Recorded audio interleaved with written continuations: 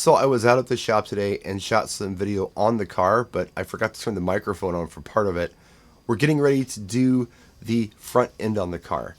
And everything that I have is pretty much a stock replacement part. Most of it's Moog, but there are a few things that aren't.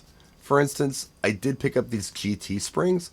They're supposed to be a little stiffer than the stock springs, but not nearly as stiff as the 1-inch lowering springs.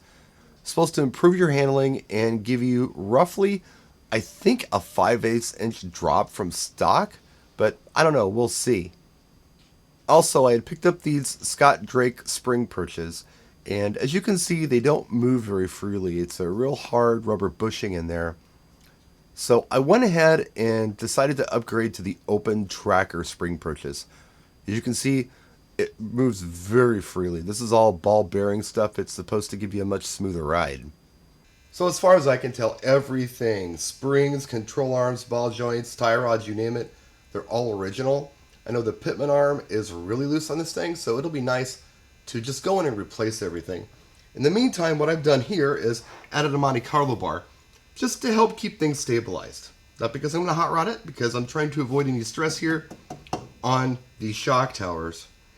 And I also went ahead and added some of this wire loom wrap. Some people don't like this. It looks Chevy, but it cleans up the look of the engine, and yeah, I think it looks good.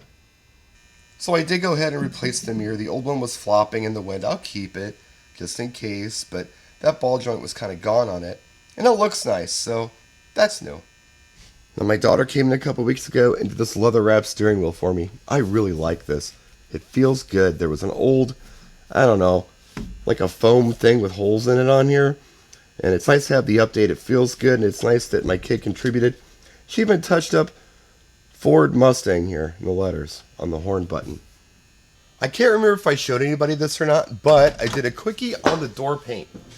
Put new door cards in, got a new armrest in, and I added the pistol grip door handle. This is so much nicer than what the standard interior came with. I don't really like the pony door panel so much, but I really like this pistol grip. Reminds me of the old T-Birds.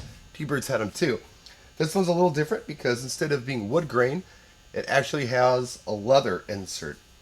Now, I had to order this custom. I think Scott Drake makes it. I got the wood grain ones thinking I could probably deal with it, but even my mom was like, no way, you gotta get the leather ones. So, we got the leather ones, and if anybody needs some wood grain ones, I don't know, let me know. I got an extra pair. So that's all I can really think of for now, and there'll be more to talk about next week once we do this front end, but let me leave you with a cold start. Thanks for watching, guys, and we'll see you next time. It's been, I think, 2 weeks since I fired this thing up. Let's see how it does.